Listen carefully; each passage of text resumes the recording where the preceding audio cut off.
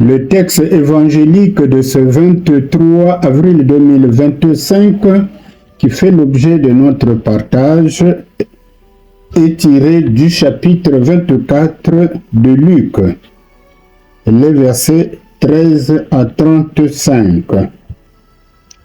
Jésus et les disciples d'Emmaüs. Pour une meilleure approche du récit, notre méditation s'étendra jusqu'au verset 49. Donc nous allons méditer sur Luc, chapitre 24, les versets 13 à 49.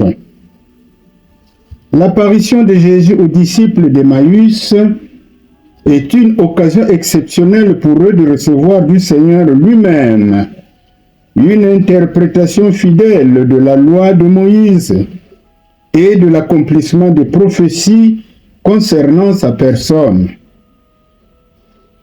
À présent, essayons d'explorer les détails et les enseignements à tirer de ce récit dont seul Luc a eu le privilège de le conserver avec plus de détails.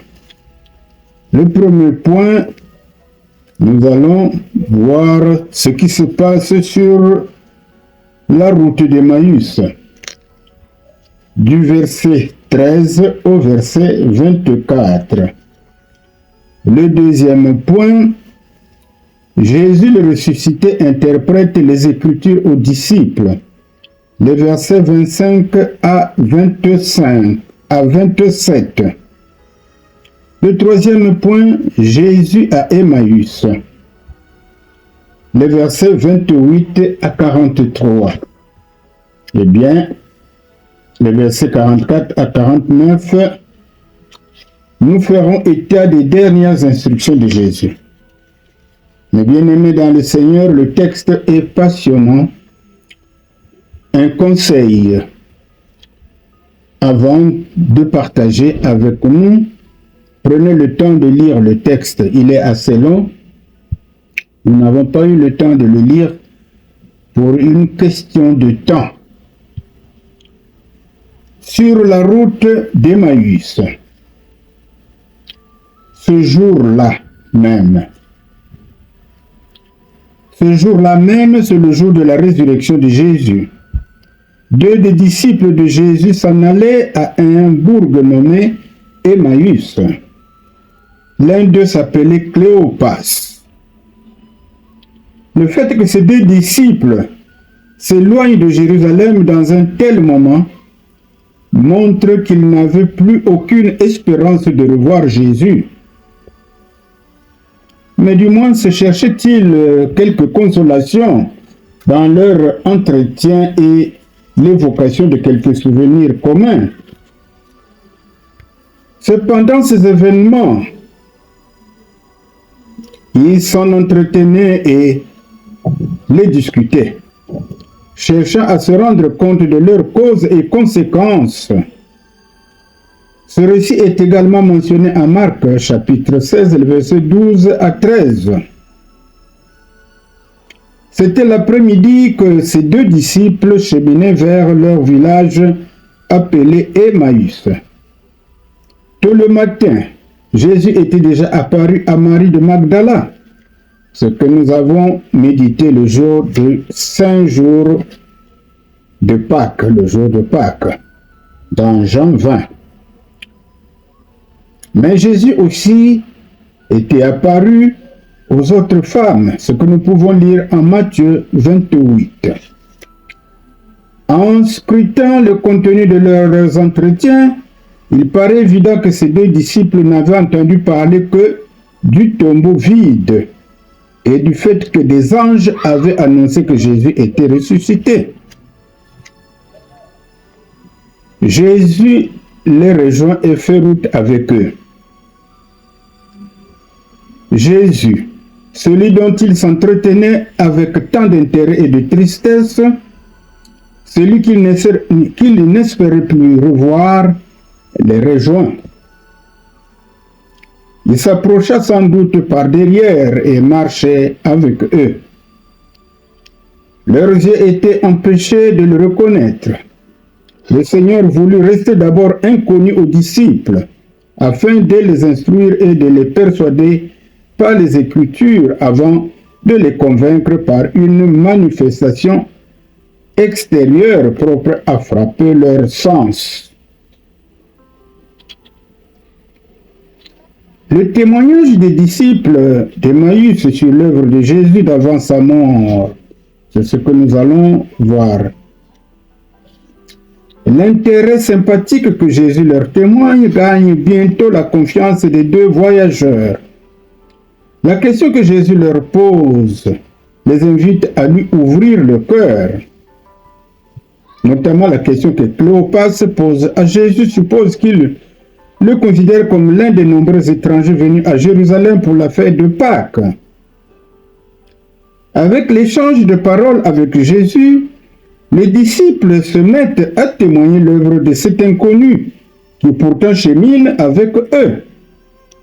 Pour eux, Jésus n'était pas seulement puissant en parole, mais encore et surtout en œuvre, par les actes d'amour qui remplissaient sa vie.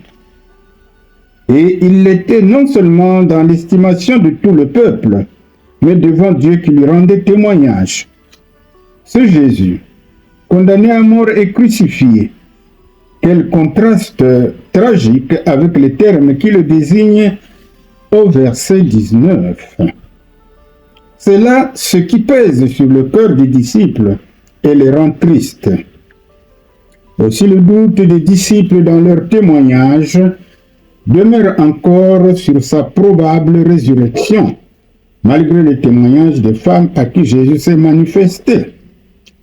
Alors, voilà ce qui s'est passé sur la route d'Emmaüs. Venons-en maintenant à l'interprétation des Écritures aux disciples d'Emmaüs par Jésus le ressuscité. Bien, après les avoir laissés raconter tous les sujets de tristesse, Jésus leur adresse des reproches. Hommes sans intelligence. C'est d'abord leur intelligence qu'il accuse de manquer de pénétration pour saisir les promesses que Dieu a faites par les prophètes. Le cœur, siège des affections et de la volonté, est tardif à croire, à se confier, à s'abandonner à la vérité divine. Ça, c'est une réalité. Ne fallait-il pas que le Christ souffrit ces choses? Le chemin de la souffrance pour Christ était obligatoire pour arriver à la gloire. C'est par l'immense dévouement du Sauveur que devait s'accomplir le salut de l'homme. Ainsi, au fur et à mesure du cheminement, les disciples d'Emmaüs acquièrent, si vous voulez, l'intelligence des Écritures.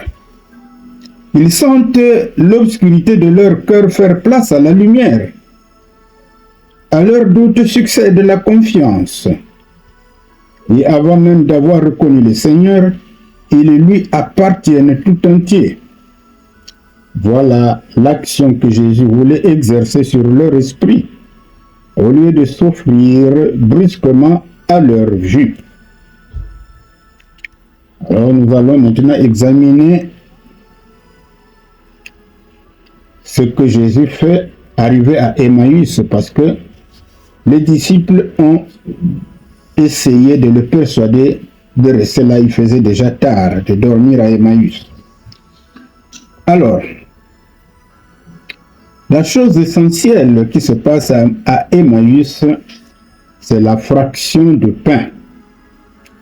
Ayant pressé Jésus de rester avec eux dans leur village, car la nuit tombait, c'était dans le plan de Dieu que ses disciples aient le privilège de reconnaître le ressuscité. Et leurs yeux s'ouvrirent. C'est lors du repas et pendant qu'il leur donne le pain que leurs yeux s'ouvrent. Ce terme est souvent employé pour indiquer la guérison d'un aveugle. Ce que nous pouvons lire à Matthieu, chapitre 9, verset 30, et en Jean, chapitre 9, verset 6 à 10. et puis leurs yeux s'ouvrirent. Donc ces termes sont souvent utilisés dans ces textes. Eh bien, les disciples reconnurent donc le maître au geste qui lui était familier. Les termes par lesquels Luc décrit ce repas rappellent ceux de l'institution de la scène. Il devint invisible loin d'eux. Les disciples purent ressentir par là que désormais ils ne le posséderaient plus avec eux comme auparavant, mais qu'ils devaient s'habituer à une communion invisible avec lui, donc avec le Seigneur Jésus. Notre cœur n'était-il pas brûlant? Voilà la question que les disciples d'Emmaüs se posent. Un cœur brûlant est l'expression énergique de l'émotion que les paroles du Sauveur a laissée en eux. Maintenant, ils n'ont plus aucun doute sur sa résurrection. Examinons à présent l'apparition de Jésus aux disciples rassemblés, donc les apôtres, Saint Thomas et Judas qui s'est déjà suicidé. Alors,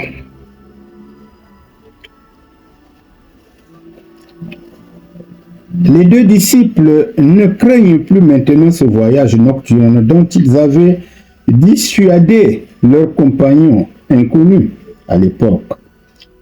Auparavant, voulais-je dire. Ainsi, ils rejoignent cette même nuit les 10 apôtres réunis, à l'exception de Thomas absent et Judas le traître qui venait de se suicider. Avant même que les disciples d'Emmaüs ne puissent donner aux apôtres leur récit de rencontre avec le ressuscité, ils sont reçus par ce cri joyeux. Le Seigneur est réellement ressuscité. Ils en donnent pour preuve une apparition à Simon-Pierre. Et pendant qu'ils s'entretenaient, Jésus apparut au milieu d'eux et leur dit, « La paix soit avec vous. » Remarquez que leur foi est joyeuse et en même temps leur incrédulité, même après qu'il les ait montrés, qu'il leur ait montré ses mains et ses pieds, on note une alternative de doute et de foi.